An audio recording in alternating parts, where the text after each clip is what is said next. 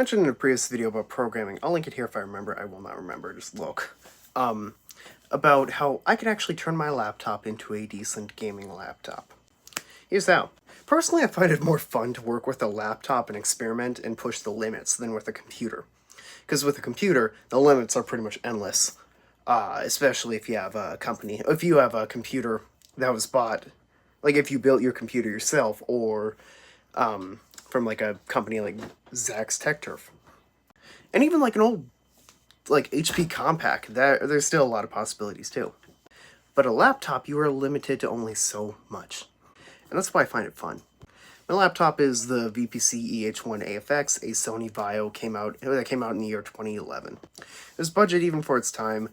My version coming with a Pentium B940 and 4GB of RAM, and a 500GB HDD. Why I got it? Well, it belonged to my grandpa. But now it's essentially like the ship of Theseus, pretty much none of the parts are the same. Like I swapped out the RAM, the CPU, the drive, the optical drive, the screen, the Wi-Fi card, and trying to fix the keyboard right now. But how could I turn it into a decent gaming laptop? Yeah, gaming laptop. Does this scream gaming laptop to you? No.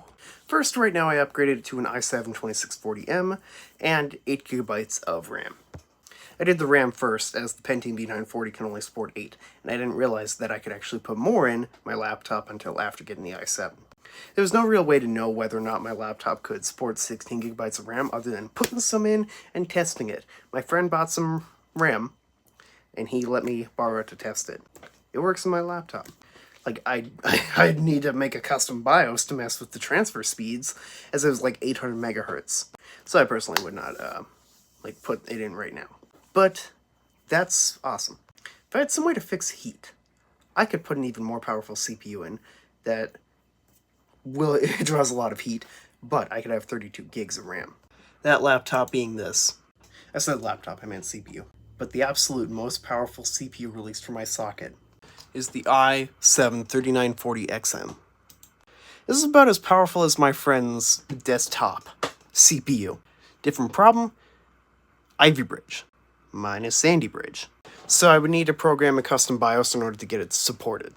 But if I could have a gaming laptop. Again, if I could. I need to learn programming first.